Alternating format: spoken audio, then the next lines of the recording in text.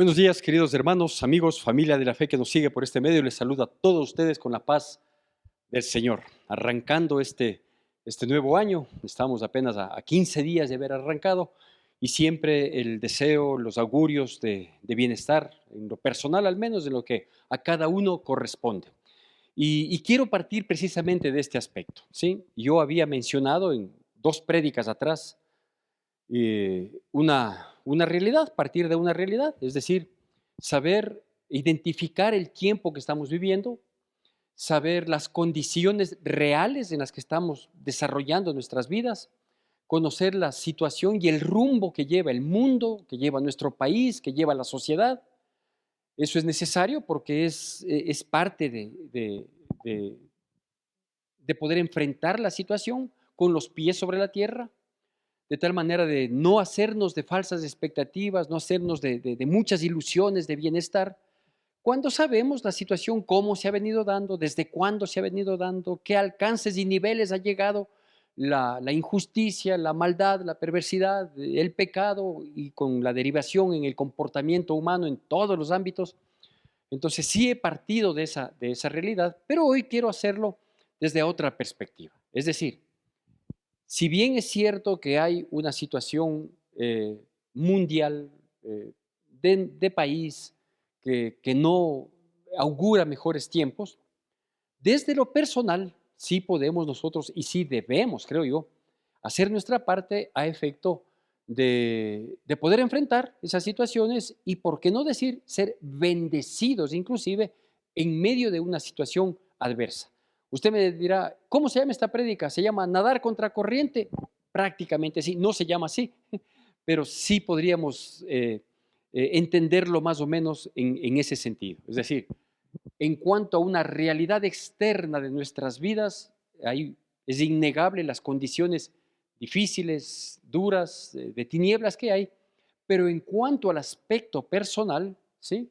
Y familiar quizás, si es que nos unimos en un mismo sentir, en un mismo propósito, obviamente las cosas tienen que ser diferentes, no solo que pueden ser diferentes, sino que tienen que ser diferentes. ¿Por qué? Porque la palabra de Dios nos da esa pauta de que nosotros procuremos una prosperidad personal. Procuremos una prosperidad personal. ¿Cómo me he permitido llamarle a esta prédica? Esta prédica me ha permitido llamarle la prosperidad desde lo espiritual, desde, arrancando, el origen, la base, ¿sí? De una prosperidad integral tiene que comenzar desde la parte espiritual, ¿sí? Porque nosotros, los cristianos, los que conocemos en parte la Biblia, sabemos que somos espíritu, alma y cuerpo, ¿sí? El espíritu es el área de nuestra vida, intangible tanto como el alma, que nos permite tener una comunión con nuestro Dios. El espíritu es el área intangible de nuestra vida, de nuestro ser, que nos permite tener comunión con Dios. El alma es otra área intangible de nuestra vida, pero cuyos frutos, cuya evidencia, ¿sí? Es claramente palpable, porque el alma son nuestros pensamientos, son nuestras decisiones y son nuestras emociones, ¿no es cierto? Entonces, en el alma está el pensamiento, la capacidad de raciocinio, de elaborar ideas, nuestras emociones, que son las reacciones que tenemos, muchas de ellas instintivas, frente a impulsos o frente a situaciones que llegan y que impactan de distinta manera nuestra vida, positiva, negativa, fuerte, menos, etcétera, etcétera, y las decisiones que nosotros tomamos, ¿no es cierto? Entonces esto conforma el alma. Y el cuerpo no es sino el ejecutor de estas áreas, ¿sí? Y es la parte, es así visible, ya no es intangible, este ser exterior que se va desgastando día a día, pero que se puede ir renovando también día a día con los otros espacios del ser humano, espíritu, alma y cuerpo. Entonces, como entendemos que es así, la Biblia así nos muestra, la Biblia así lo determina, y no solo lo determina, sino que lo desglosa en todo el comportamiento humano. Entendemos que la prosperidad integral, ¿sí? Es decir, una prosperidad del cuerpo, una prosperidad del alma, una prosperidad económica, una prosperidad en distintas índoles, ¿no es cierto? Se derivan del área espiritual. Por eso me he permitido poner ¿sí? La prosperidad, coma, desde lo espiritual. Y para eso quiero tomar en consideración unos pocos versículos que se encuentran en el libro de Josué, en el capítulo 1, y me voy a permitir dar lectura del versículo 6 al versículo 9.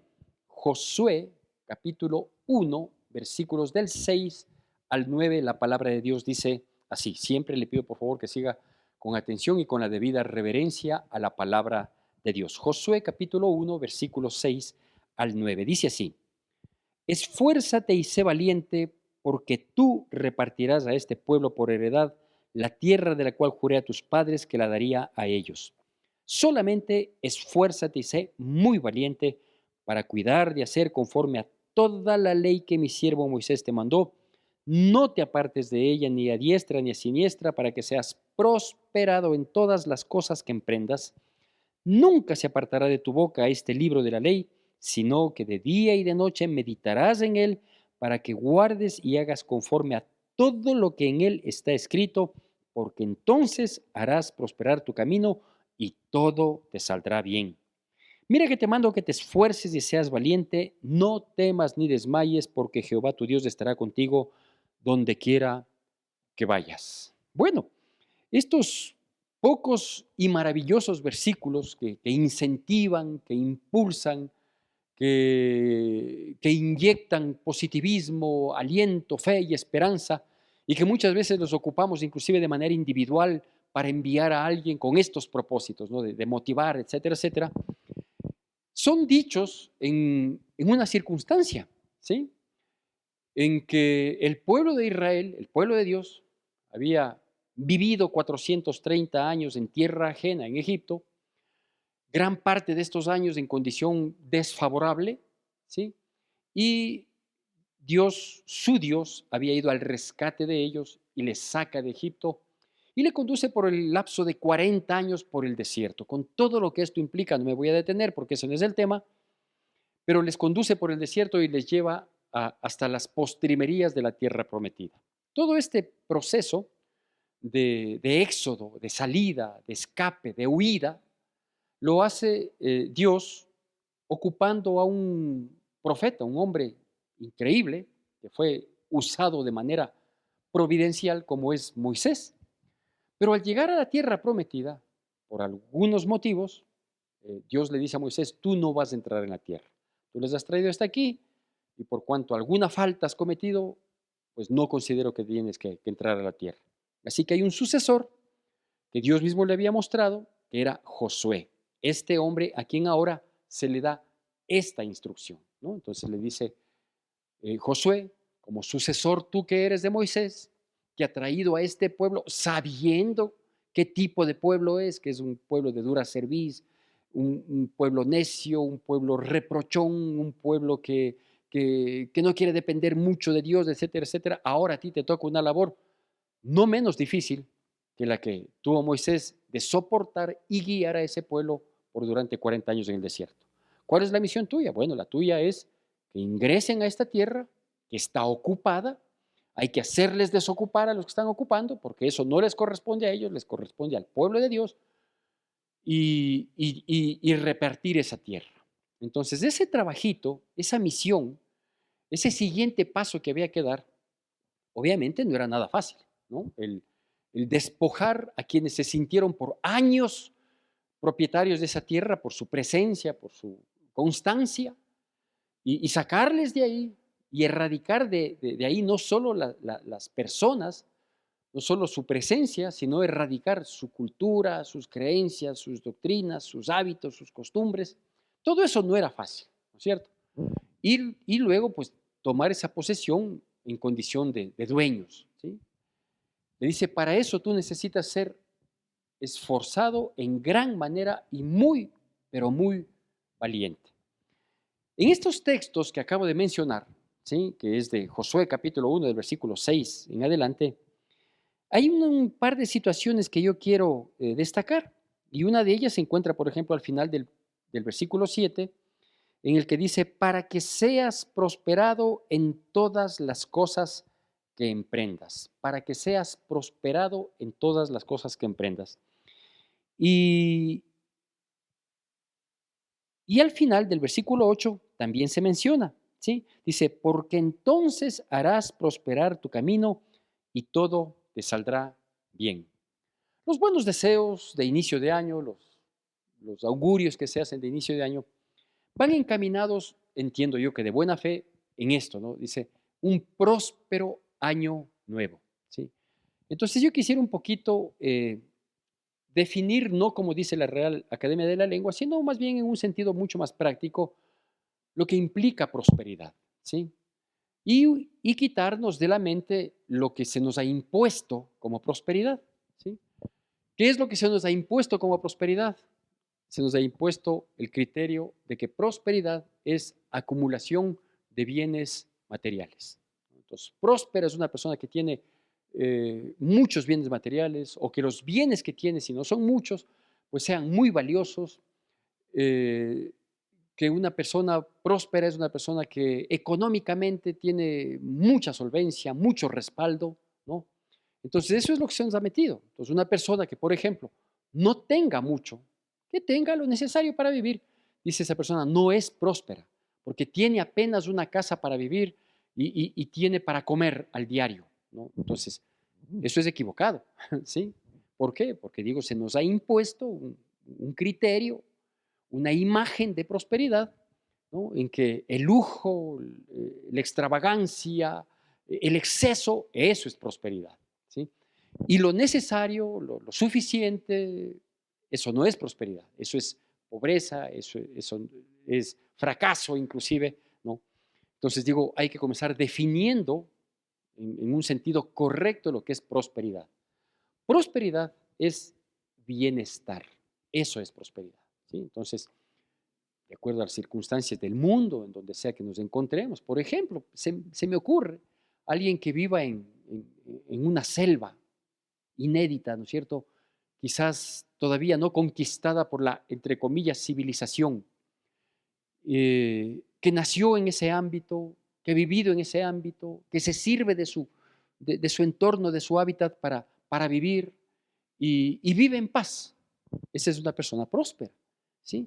No va de vacaciones a un resort de lujo, no tendrá una gran estructura de hormigón o metálica que, que, le llame domicilio.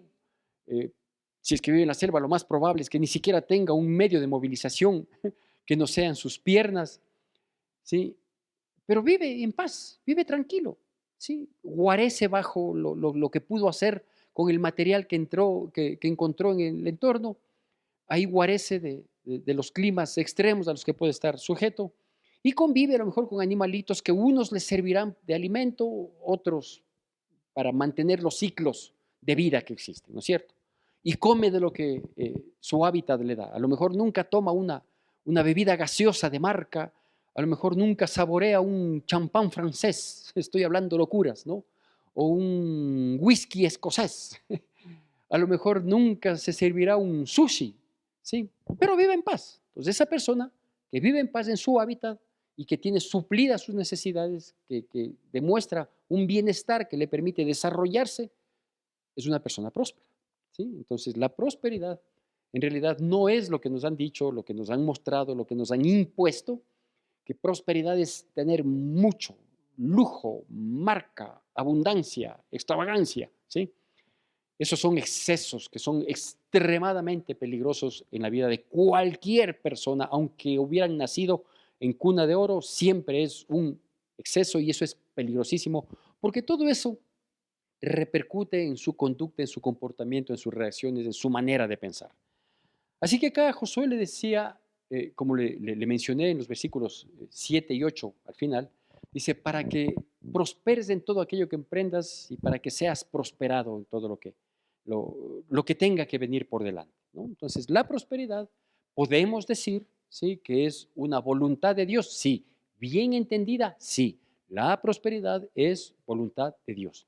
Lo que no es voluntad de Dios es la acumulación de riqueza innecesaria, ¿sí? Más aún cuando ésta solo favorece a un mínimo de personas, entonces estos excesos que no cumplen sino el propósito de hacernos creer que somos mejores que otros porque tengo más, entonces eso no es prosperidad, definitivamente, ¿sí? Es acumulación de bienes materiales innecesarios e indebidos que ponen en riesgo nuestro comportamiento, nuestra conducta de vida y por lo tanto las consecuencias que podemos acarrear. ¿Qué le dice aquí Dios a Josué? Dice, tú tienes un encargo de entrar, tomar posesión, sacar a esa gente y repartir la tierra. Para eso necesita ser esforzado y muy valiente. ¿Cómo iba a llegar esa prosperidad? Sin desligar el propósito y la misión encargada, ¿no es cierto? Porque no faltará quien, por su desconocimiento, por su insensatez, dirá, ¿y qué tiene que ver el leer la Biblia, conocer la ley de Moisés en aquel entonces, hoy corresponde a la Biblia? ¿Qué tiene que ver el leer la Biblia, sí, con entrar y tomar posesión de algo que me quieren dar? Yo puedo tomar posesión sin necesidad de leer la Biblia. Entonces, aquí viene lo importante, ¿sí? De saber que la prosperidad en todos los aspectos de nuestra vida, todos los aspectos, está íntimamente relacionado con el conocimiento de la voluntad de Dios y el cumplimiento de la misma, ¿sí? Es decir, todo tipo de prosperidad tiene que ver, está íntimamente relacionado con el conocimiento de la voluntad de Dios, contemplada en su palabra, obviamente, y el cumplimiento de la misma. Porque ¿qué le recomienda? Le dice, mira, nunca se aparte de tu boca este libro de la ley, ¿sí? Es decir, manténlo aquí para que pueda salir acá, por la boca. Guárdalo, memorízalo, revísalo, léelo, aliméntate diariamente de esto, que nunca se aparte de ti. Cuando vayas a tomar una decisión, que el parámetro te salga de lo que dice la palabra de Dios. Que cuando vayas a tener una reacción, sea eso que tienes en tu mente, que has saturado tu mente con la palabra de Dios, la que te lleve a tomar la reacción correcta.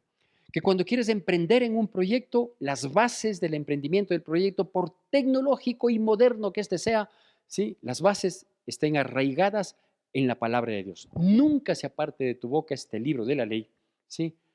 Nunca le malinterpretes a tu antojo, como lo hace mucha gente hoy, y principalmente quienes se dicen siervos de Dios, que interpretan, se apartan a diestra y a siniestra, cuando aquí dice que no hay que apartarse solo para sacar provecho propio, por ejemplo, ¿no es cierto?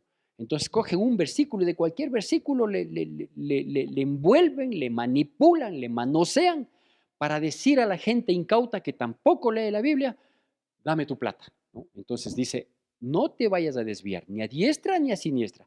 Sé fiel en el conocimiento y en la interpretación correcta de la palabra, ¿sí? Para que entonces en todo lo que hagas prosperes.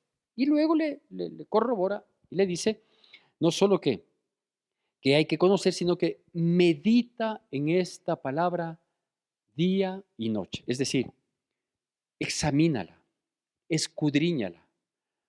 Eh, ¿Qué más le puedo decir? Analízale, ¿sí? A esta palabra a efecto de que se tenga un correcto entendimiento y cúmplela, ¿sí? ¿Por qué es que es la base de la prosperidad el conocimiento espiritual?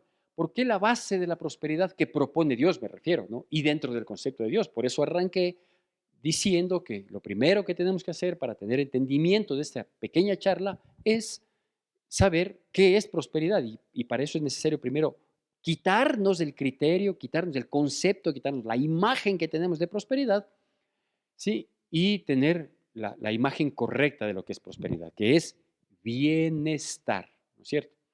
Entonces dice, por un lado, tienes que leer, no tienes que apartarte, tienes que guardarla, tienes que memorizarla, ¿sí? Porque entonces harás prosperar tu camino y todo te saldrá bien. Y luego dice, analiza, piensa, medita en esta palabra día y noche y cúmplela y ponle por obra. Si algo vas entendiendo de ahí, ponla por obra. No se trata solo de tener la mera información, sino que esa información se traduzca en acción. Entonces, una información verdadera va a traer una acción correcta, ¿sí? Y vas a ver, dice, cómo en todo lo que emprendas, en todo lo que arranques, haces prosperar tu camino. Entonces, pensemos en algo que no sea dinero, en algo que no sea material. Yo quiero casarme y tengo una novia. Estoy poniendo un ejemplo, ¿no? Yo quiero casarme y tengo una novia. Si yo no tengo conocimiento bíblico, si yo no veo, si yo no he leído de mujeres de la Biblia, de matrimonios de la Biblia, las instrucciones que se dan respecto de cómo debemos conocer, manejar y relacionarnos con nuestras amistades, con quién sí, más cercanamente, con quién no, a quién tengo que evitar. Si yo no veo los verdaderos valores que debe reunir una mujer para, para poder convivir armoniosa y sanamente por el resto de mi vida, porque entiéndase que el matrimonio es para toda la vida, ¿qué es lo que va a pasar?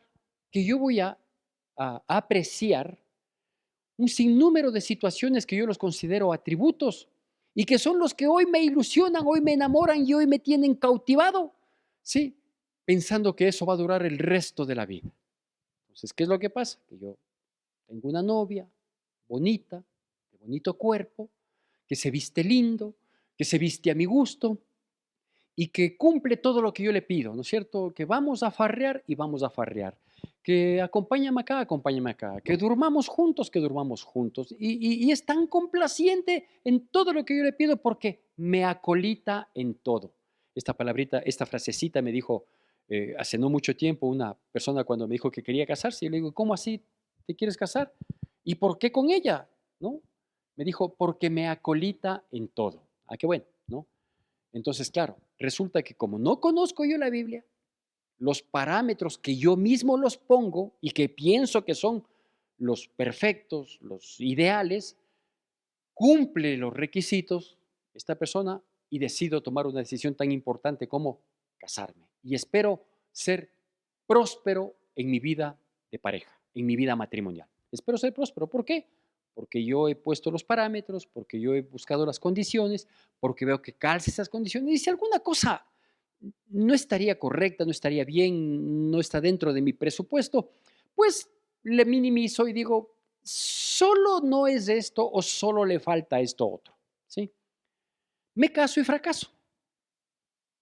Y uno, ¿por qué fracasé? Si me casé tan enamorado, si tenía todo lo que yo quería, si era linda, si tiene un lindo cuerpo, si me complace en todo, si me acolita en todo, ¿por qué fracasé en este proyecto de vida tan importante que es el matrimonio? Porque no conocía la palabra de Dios para que le dé los verdaderos referentes, porque nunca vio los comportamientos de las mujeres de la Biblia, las buenas y las malas, las correctas y las impías, las fáciles y las puras, las íntegras y las malvadas, ¿no es cierto?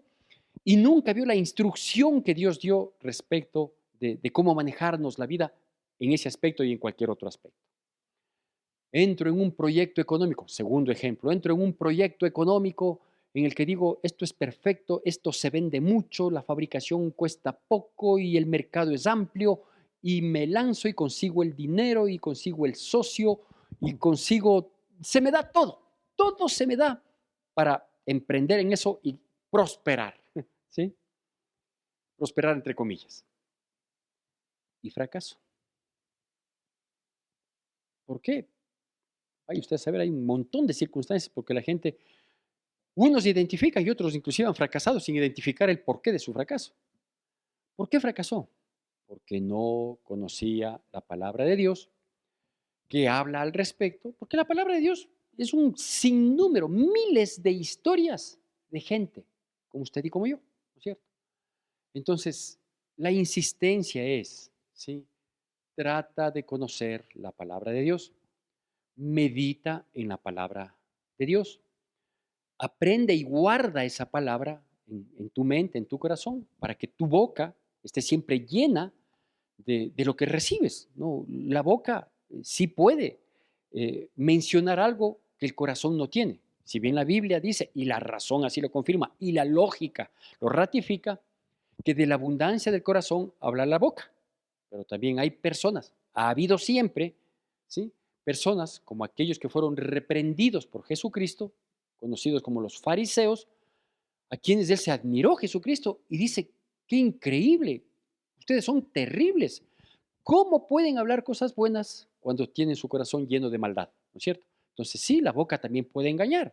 La boca puede hablar maravillas cuando el corazón y la mente no es precisamente coincidente con las palabras que se dicen. Entonces, por eso es necesario que nosotros, nuestra mente y nuestro corazón, llenemos de la palabra de Dios para que nuestra boca hable de esa abundancia, ¿no es cierto? Hable, decida, oriente, instruya mi vida primero y la de mi entorno. Entonces, claro, Dios no nos va a decir, como mucha gente cree también tener una relación con Dios, pero por poco de tú a tú, ¿no? Y nos va a decir, no le cojas a esa persona como socio, con una voz de ultratumba. No, no nos va a decir eso. Así no funciona, así no es, aunque hay muchos predicadores, profetas, magos, ilusionistas, que suelen creer que es así y dicen, ¿no? Yo tuve un encuentro con un ángel, luego vi una luz más fuerte y era Jesucristo. Y bueno, son íntimos, ¿no? Desde el Padre, del Hijo y del Espíritu Santo. Pero eso es mentira, es falso. ¿Qué nos da la palabra de Dios? El conocimiento, la insistencia, el leer, el meditar, el guardar y el cumplir.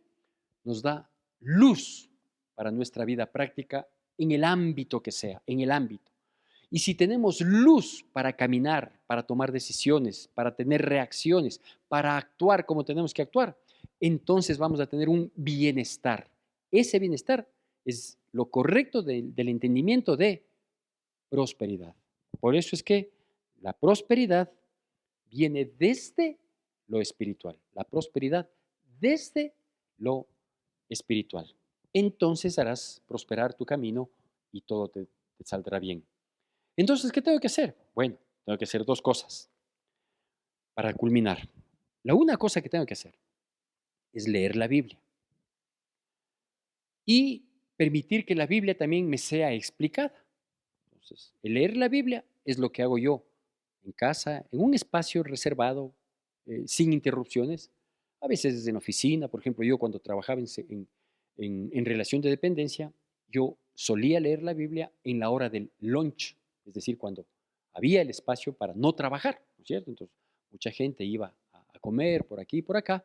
Yo comía también, no es que no comía, pero comía rápidamente o comía muy poco o no iba al almuerzo, sino que me pegaba un pan con cola por ahí y me daba un tiempito y en ese espacio, sin perjudicarle a la institución que me pagaba para que yo trabaje un tiempo determinado, entonces yo leía la palabra de Dios, iba leyendo. Llegaba a mi casa y es que tenía un espacito, cuando mis hijos eran pequeños tenía mucho más espacio de tiempo, digamos, entonces que ellos se duerman, un poquito más la Biblia. Entonces leía, meditaba, pero había muchas cosas que no entendía.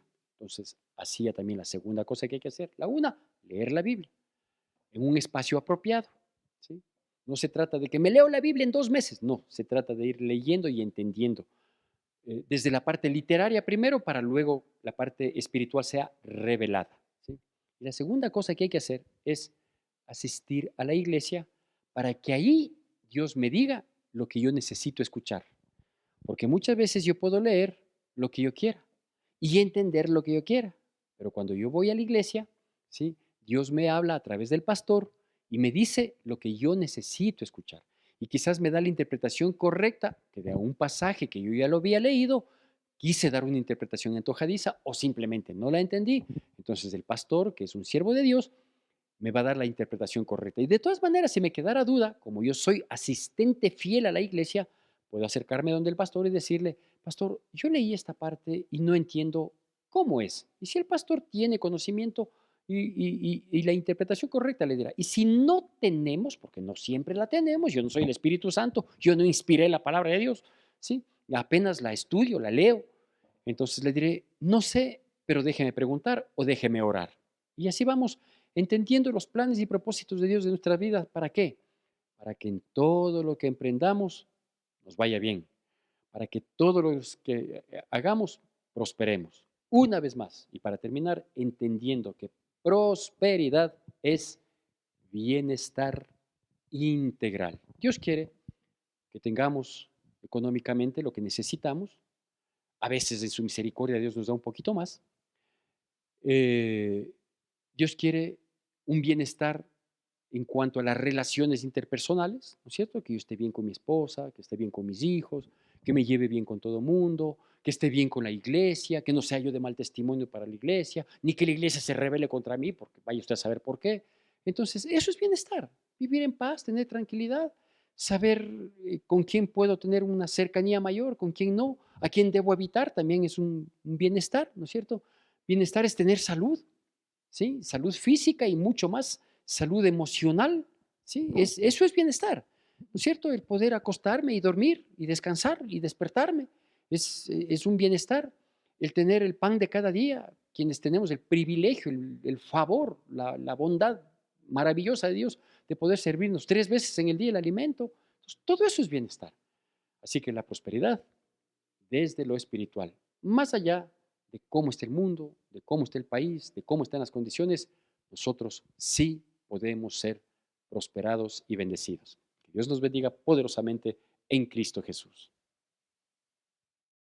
Quiero agradecer al único que siempre me amó, al que todo lo dio y hasta su hijo entregó para